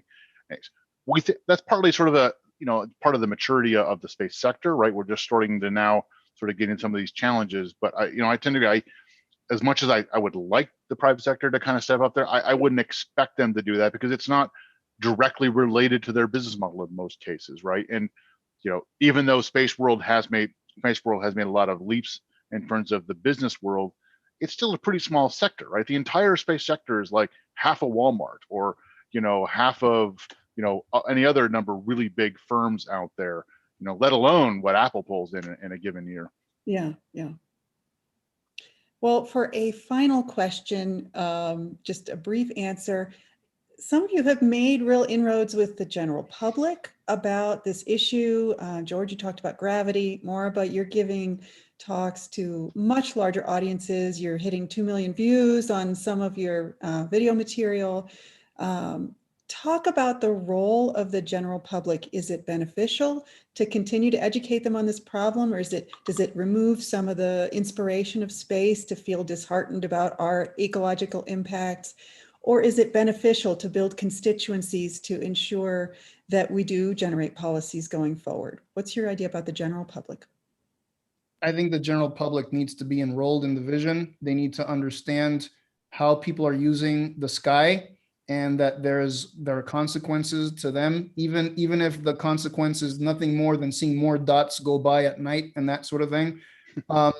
So yeah, I think the public needs to be enrolled in this. And I got to tell you, speaking at space venues and stuff like that doesn't get us there. The space the space community in general tends to be very insular, and to a great extent, there's a lot of elitism in that sort of stuff. Oh, you're not good enough. You're not part of the inner clique.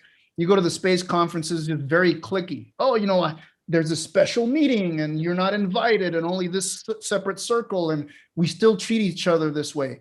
Right now I'm in Richmond, Virginia to support my spouse working at a birth center.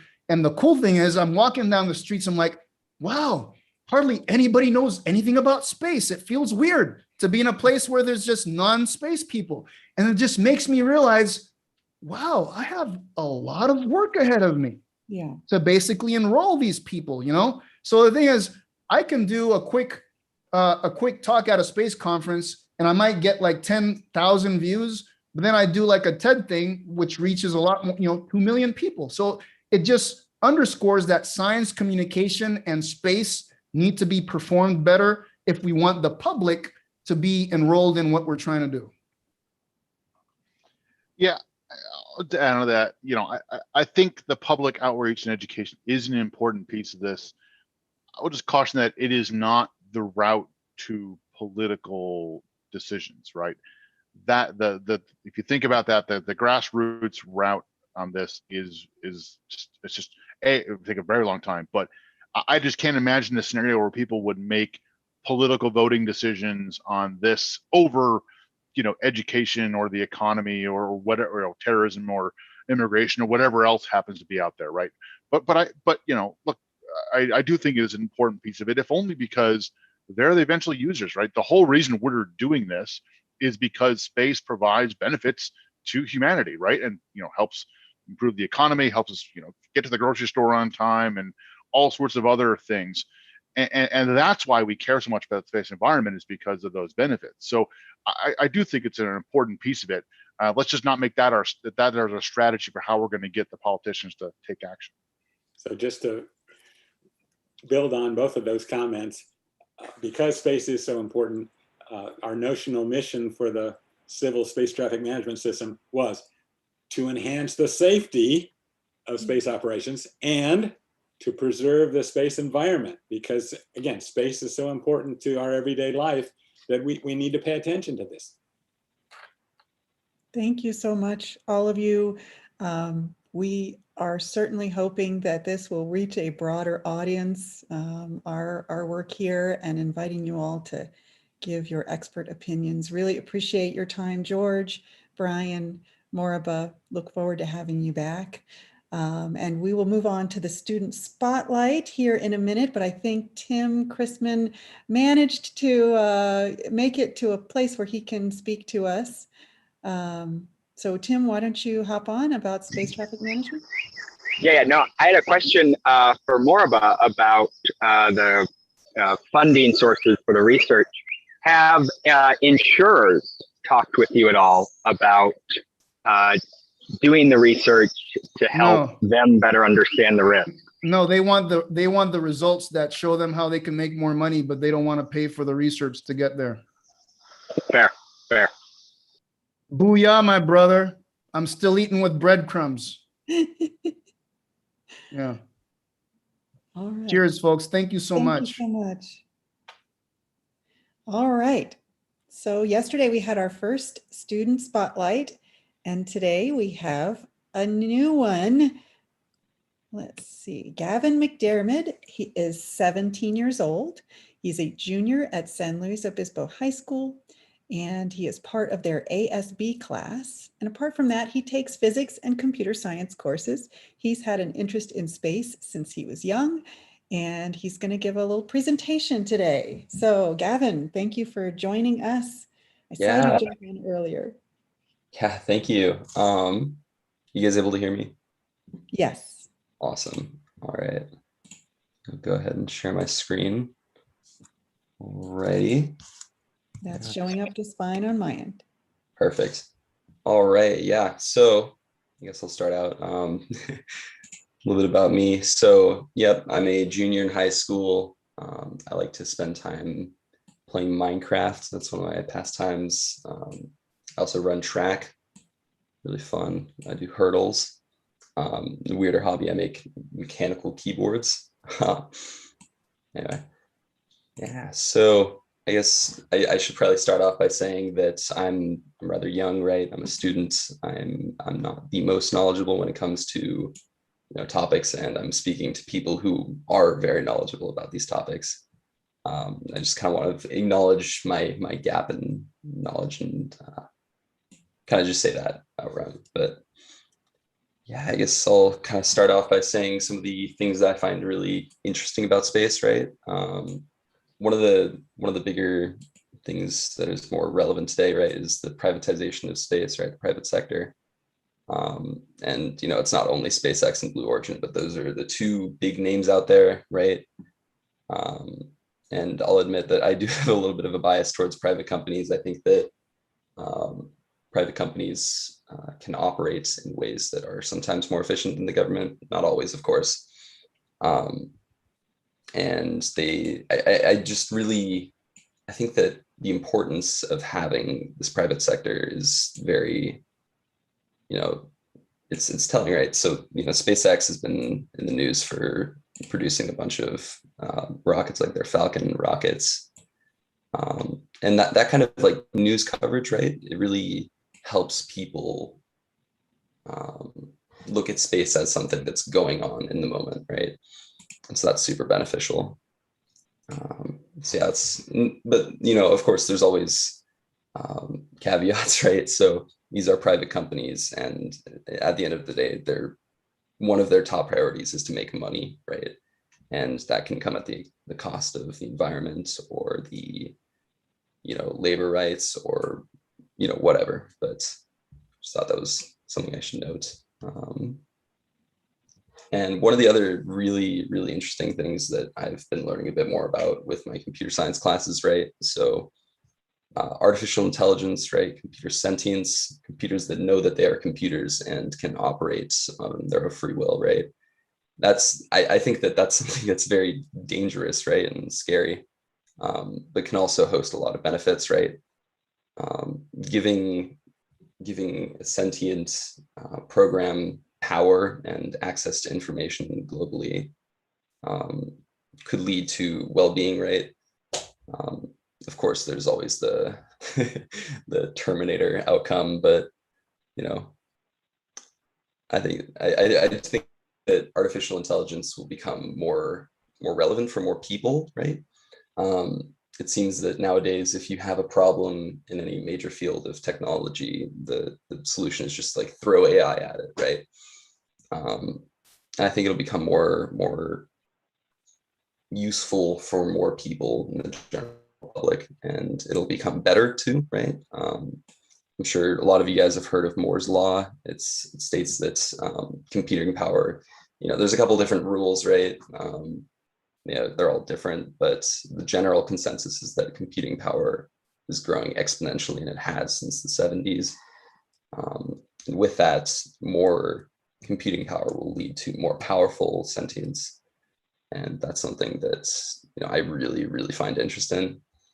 So I just thought I'd share a bit about that. Now I'm going to talk about the general importance of NASA, right? So this picture right here really hurts me. It shows the budget since the 60s, right? NASA's creation. And, you see the spike right here. Of course, that was the space race against the USSR. But ever since then, it's kind of just plateaued, and it's not really, becoming one of the major issues compared to, when it was in the 60s. It makes up about 0.5% of all federal spending, which is a lot, but not comparable to things like military and defense spending. So yeah, I thought I'd show that. Another thing, so I had an argument recently with one of my teachers who was saying that space spending, tax money going to space seems kind of useless, right? I'm sure that you've all heard that argument in some form, but I pushed back on it and said that a lot of the benefits of pouring money into solving problems and creating solutions and leads to a lot of things, right? So I'll show this right here. This is this graphic that I found. It shows general things that have been invented through money, putting money into space, right? So you have stuff like camera phones, wireless headsets, LEDs. These are very useful. I mean, it's kind of incredible, just the general stuff. And it's not only the basic stuff that you might see, around the house, right? But it's also, it's bigger, right? So, groups that have been collecting data through satellites are able to use that data to interpret many things, right? And so one of the things that is being that data is being used for is to predict weather patterns in some third world countries, right? So that is huge. I mean, for these farmers that don't have the means to waste all of their water or time, right? That kind of foresight is massive, and it allows for higher efficiencies and everything, right? So I thought I'd mention that, right? Yeah, all of these just kind of show that, NASA and space doesn't all have to do with space. And of course, you guys probably already know a fair bit about that, but thought I'd mention it.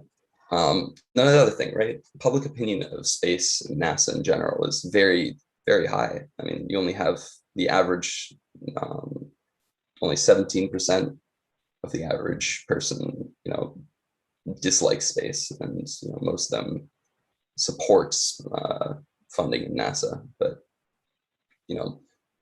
I remember, I think it was, Maribo was talking about how we need to engage more people into supporting space. We already have that level of engagement, and I think it's now just passing that on to the politicians who are able to fund these types of things. So last kind of thing, right? Space is our future. There's no, it's not like we're ditching Earth or anything like that, but in order for our our collectivity to expand and grow our knowledge, our power, our everything, it'll take a lot of effort from everyone, and the efforts of this generation will directly impact the generations hundreds of years to come, right? It's kind of crazy to think about it that way. And a lot of it just comes from people that are willing to push the boundaries and do good for the world and cause change. So one of the last things I kind of want to show, right? So this is editorial from December 8th, 1903, right? This says, hence, if it requires, just kind of, I'm not going to read all of it, but essentially what it's saying is it's a journalist talking about how spaceflight will be, it'll take the combined efforts of, the combined and continuous efforts of mathematicians and mechanics from 1 million to 10 million years. And this is for space, or not space flight, sorry, just flight in general, right? So airplanes and mechanical airplanes. So this is December 8th, 1903, right? December 17th, Orville and Wilbur Wright made the first mechanical plane. That is 9 days after this came out. It's pretty ridiculous when you look at it like that. But these expectations that are set are often wrong, right? People saying that we won't be able to go to Mars until 2050, or we need to constantly be willing to push the boundaries in order for our species to evolve and do better. That's kind of the gist of my interest in space and stuff like that, right? And I think I'm going to open it up to questions. So Thank you, Gavin. Great job. Really interesting to see your perspectives and your choices about what to present. Can you maybe talk a little bit about more about your conversations with peers? What do you think the average high schooler is thinking about space, and are they thinking about space at all? And if so, in what way? Yeah, I will say that a lot of, I think, the general consensus of space in our school, at least my school, right, is just, it's there. It's not really anything that most people will try to, go for, right? It's a sector that is, how do I say? It's there. It's just, I think a lot of my friends, right, my people in my class are generally not thinking of space as a viable career path, or really thinking about it at all. Yeah, which is pretty sad to say, but Yeah, that's one thing that we talk about a lot is that reputation that it's for only STEM fields. And it definitely limits the number of people who can come into the industry if they're not prepared, whether it's through becoming a lawyer or exactly, yeah. writing or journalism. What are some ways that you think might be effective in changing that, interacting better with a younger audience and sharing the news that there's more opportunity than they might think? Yeah, I mean, I think that, I guess you could kind of look towards like the military, right? At least at our high school, right? And they have every once in a while they send out this somebody from the military, and they do like a pull-up competition. Not saying that that's necessary to get people to want to do space, but maybe raising awareness by going to schools, and that maybe that is out of reach of the space sector or NASA, but creating opportunities for kids to want to learn about space as well. These are big tasks, right? But I think that generally like going to the kids and explaining things to them, because admittedly not probably like a year ago I had no idea that private space existed. I thought it was all just the government. I've learned a lot since then, but there's so much more to learn. I think a lot of it just comes from me wanting to learn, but not everybody has that same aspiration. See, I think that, sorry, I'm kind of tangenting, but I think that going to students and asking their, seeing their knowledge and then explaining things, I guess, would be the simplest way to do it, but that's also a large task. Yeah, to go into every school. Yeah, Tim, our executive director of Foundation for the Future, I think may have a couple questions for you as well. Tim, do you want to jump on? We love hearing the birds chirping where you are. Or is it cicadas? It's loud is what it is, and windy and hot. I'm from Alaska, so. Yeah, no, Gavin, thanks for being on here. I've got bad feedback. Is that me? We can hear the feedback. Let's see, is that better? Yes. All right, that's weird. Anyway, so I wanted to hone in on one of the things you were saying about your class. Sorry, would you mind repeating that? Sorry. Yeah. I'm gonna try this different. Honing in on something you said about your peers in your class, namely that space isn't cool, real. Yeah. And what would, I mean, like, in schools like that lets people know you can join the military, but it doesn't necessarily signal that it's something they want to do. Yes. So what would convince people that whatever they want to do can also be done in space? Yeah, I mean, I think a lot of it comes from knowledge, right? I mean, when people think NASA or, SpaceX, they think STEM, right? And that's kind of what Lee was saying earlier. But I don't know, maybe just awareness about possible opportunities for jobs outside of STEM, right? And you said there were lawyers and, obviously there's more than just that, but that's what comes to mind. And just, expanding people's perception of space to not just that,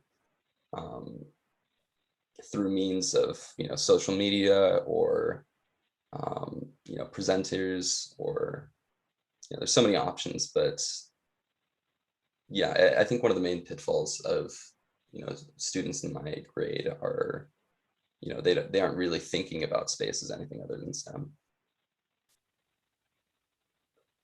Right. And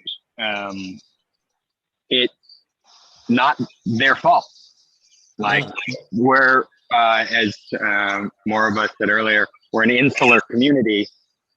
Cool kids get in. So.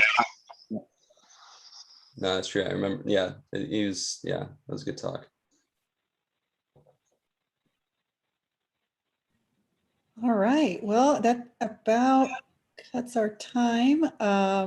Gavin, really appreciate you participating. Really enjoyed your comments and presentation. Thank you very much. All right. Thank you guys so much. Appreciate it. All right. And next, I want to bring on our colleague, Emily Mishler in the Development Office for Foundation for the Future, just for a few minutes. Emily, welcome back. Thanks so much, Lee. How are you? I'm good. How are you? I'm good. I'm good. Hadley, it looks like you have your hand raised. I just want to make sure we don't miss your question. You want to jump in? I did miss that. Yeah, I presume you can hear me. Yes. Gavin has raised a most cogent point with insight. I think this is an opportunity where the private sector space companies have a real opportunity to pursue an awareness, a brand awareness, an awareness of their activities starting at the high school level, since that's where you want to recruit your next generation of engineers and lawyers and marketing, et cetera, before they go into the university setting. You want to direct, you want to vector their decision making at the point of high school when they're still making decisions about their future. It occurs to me that organizations like the Space Force Association, or even you folks at Foundation for the Future, might find opportunities to put together a space day presentation package, a traveling roadshow that can be taken to high schools in a blatant, bald-faced, unapologetic attempt to recruit, seduce, and otherwise convince folks beyond Gavin who spontaneously found an interest to increase the awareness at that level. And because if we don't do this now, that's what's called eating your seed corn. Yeah. You fail to lead turn the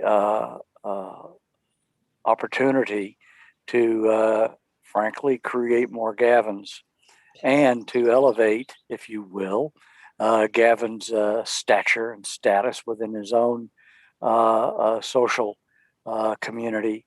That the thing that he's doing is not strange, weird, nerdy, unusual, etc., but actually constitutes a smart, not just cool, but a smart, reasonable career choice.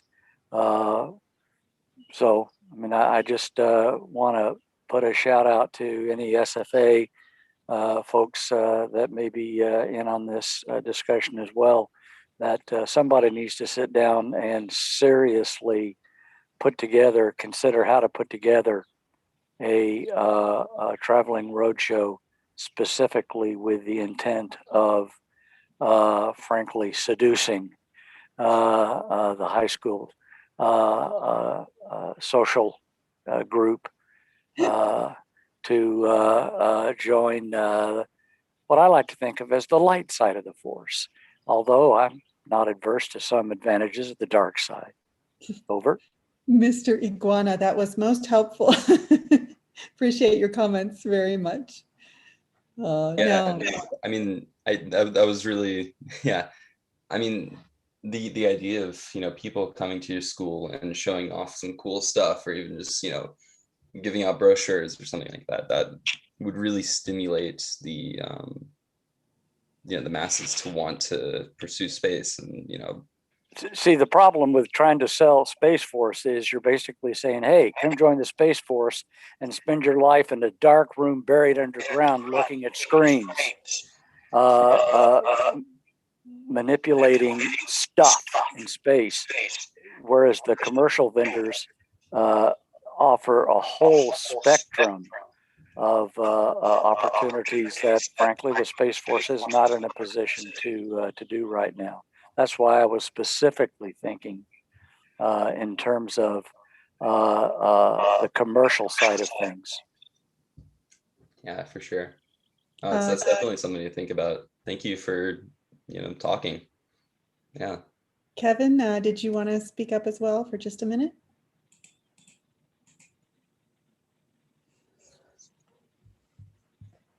Ooh. Hi. I think you're muted. You're muted, but we see your real face today instead of just a picture. Okay. So I was just in here because I'm working on something, a simulation as part of a game for space. Oh, you're muted again. Wait. You hit your mute button by accident.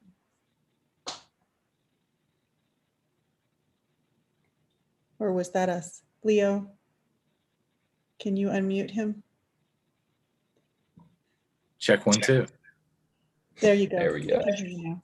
Oh, you know what? I'm on this microphone. Sorry. Oh, there you go. I've got 2 microphones. I have 2. Okay. Can you hear me okay? Yes. Perfectly. Okay. Yeah. So I was just in here because I'm working on putting together some connectors for a sim game for actually teaching training.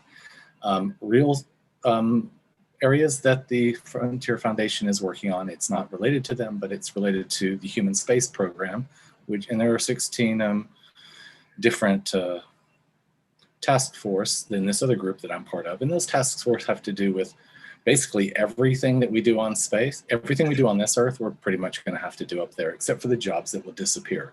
Kind of like, the steam engine replaced the buggies, etc., and the whips and the horses. So connecting and creating a game for folks your age or that actually work through problem solving, be it medicine, which is my interest, and human health and performance in space, and connecting those simulations, which is used currently throughout many of these space organizations, is something that is going to be available to all of you all. Legal, environment. I'm trying to think of all the task force, ethics, sociology, and this is just in one other space group that's working on these task force, because humanity's got to figure out how they want to prepare to go to space. So any endeavor that humans are already involved with down here, those skills and education are going to be needed up there. So it's not just STEM. It's also, let's throw a big A for the arts and make it STEAM, which is well known. So that's another piece. So anyway, I just wanted to say there's a whole host of other opportunities besides STEAM. And yeah, for sure. That's definitely important to say. Yeah, that's really interesting. That's it. Okay. Great. Thank you so much, Kevin. And again, Gavin, coming back. Good to have the iguana online. Tim, did you want to just say a few final words before we pass it back to Emily and then to Lila for our networking happy hour? Yeah, I just wanted to take a moment to thank the audience and you all who have participated on panels today and yesterday. It's been an exciting collection of speakers, and we've tried out a handful of new segments. Lee, I know, has asked at a handful of different times, hey, what's the feedback? There's always, concern about raising feedback live. So we definitely want more. These segments have emerged because of feedback from earlier events. And so this is an adaptive, evolving event. And so please feel free to reach out to Lee, myself, Lila, others on the foundation team. Let us know, hey, what went well, what didn't, what do you want to see more of different? And we look forward to seeing you again at the next event. I won't take any more of your time, Emily. Thank you, Tim. Emily, take it away. So no worries at all. Thanks so much, Tim, and thanks, Lee. It's so cool to see everybody so involved in this conversation. And I think that's the whole point of Conversations for the Future. So it's truly a pleasure to meet you all and be here today. Lee, thank you again for this generous introduction. And all of you who are here, thank you so much for being here. As Lee mentioned, my name is Emily Mishler, and I'm affiliated with the Foundation for the Future's Philanthropic Development Arm. My background is the intersection of corporate philanthropy and creative solutions for revolutionary ideas. Nobody dreams in conventional thinking. Didn't get us to the moon, doesn't ring the bell on Wall Street, and it certainly won't build a future beyond our world. Here at Foundation for the Future, we're activating and unleashing new possibilities. We're dreaming unconventional dreams, building never before seen infrastructure, passing bills that have never existed, and disrupting the status quo. This future that we're actively building in space and beyond is being built one relationship, conversation, and connection at a time. In order to continue this momentum in building and contributing to this caliber of event, conversation, and community, we need your help. This June, Foundation for the Future is doing a membership drive. Join us in creating a community of space and financial industry leaders, organizations, educators, and students who are dedicated to building a solid foundation for the future in space through becoming a member. The Foundation has recently launched a corporate and individual membership program whose mission is to connect like-minded and passionate individuals who see the near-term potential in space. We're recruiting everyone from students to CEOs to join us in creating a dynamic ecosystem of young enthusiasts, investors, entrepreneurs, students, and larger industry partners inside or outside of the space industry. We welcome all who want to join and contribute to this urgent conversation, which obviously impacts us all. The benefits are vast, comprehensive, and we're just getting started. For more information, please visit the Foundation's website, f4f.space/membership. So consider this your official invitation to join us in making outer space accessible to all and building the future of our world and beyond. If you have any questions, please don't hesitate to reach out to us at the Foundation for the Future. Our contact information and a link to donate is available at the QR code on the screen and also available on the website. For those of you on the private meeting link, I'll stick around for a few minutes to answer any questions. For those of you on the live stream, thank you so much for being here. Thank you again for your support and tuning in. And now I'll hand back the mic to Lee for our next segment.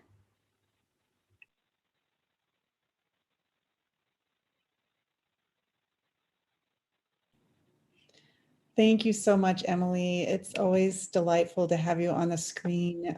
Your energy is just wonderful.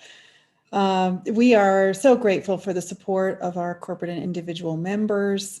So far, we've had great response initially and just look forward to our growing relationship with all of you. And thank you very much for a wonderful day of talks. Thank you to our speakers and to our loyal audience who come, many of you are here every month, 2 days in a row, long hours. The level of concentration to absorb these talks is significant, and your staying power, your interest in the variety of topics that we're covering has been really inspiring to me. So thank you all for being here. And with that, I'm going to hand the mic back over to Lila, our co-founder and chief marketing officer for Foundation for the Future, to close out our live stream and kick off our networking happy hour. And I look forward to seeing everyone next month, July 13th and 14th, for our next event. Lila? Thank you, Lee. Can you hear me? Yes, you sound just fine. Excellent, excellent. Normally you'd be seeing my face on the screen. I've lived in my new house now since November. I've never had my internet go out until today. I keep getting notifications that it'll be later and later, and the last one I got was just, it's taking longer than usual. So here I am via phone. I just want to echo what everyone else said. Thank you, everyone. Thank you to the speakers. Thanks to Lee. Thanks to Michael for making it such an engaging event today. And wanted to, thank everyone on the call and let you know that you're welcome to linger a little bit. those in the Zoom, that is. We're going to network and enjoy some informal discussion. We can chat more about the topics discussed today and yesterday. And I thought it would be fun, given this week's news, to pose a question to everyone. We can do it in the chat and then maybe have discussion. But if money were no object, say you've got 100 billion in the bank, how much would you bid to join Jeff Bezos in space next month?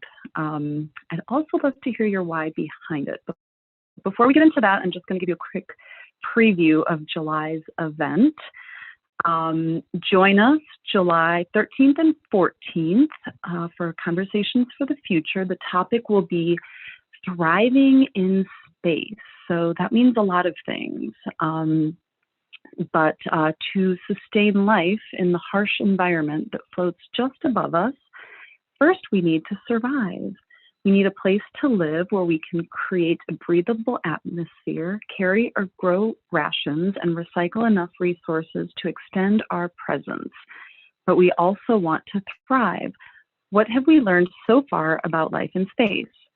We'll talk with guests who work on habitats, food, health, and space life. So tune in for a really interesting event. Also next month, our quote, Boots on the Ground Foundation for the Future team will be live from West Virginia. It has been Tim and Ashley historically. We'll see who it is next time. Where they will engage with local leaders and educators and really help make the case for why space infrastructure is essential to communities outside of the Space Coast. We've been to Scranton, Pennsylvania. We've been to Akron, Ohio. Tim and Ashley were in Savannah this week. So just continuing that trend. And again, last but not least, thank you again to our members and our supporters. We couldn't do this without you. As Emily just mentioned, we've kicked off a June membership drive with the goal of 50 new members. If we can get up to 15 as a result of this event, awesome. That would be a huge success. Individual memberships are only $100 a year, and we have a variety of corporate membership levels too. So you can check out our website. If Leo, you can drop that membership drive link in the chat, that would be great. And as always, if you have any questions, suggestions, or interested in speaking or getting involved in any way as a volunteer, we'd love to connect. Please contact myself or Tim or anyone. There's also an online form you could submit. So again, thank you. I look forward to seeing everyone next month. And yeah, now on to the after show for anyone who wants to stick around and chat. I wish I could see you all. Or even read the chat. Michael, are you still there?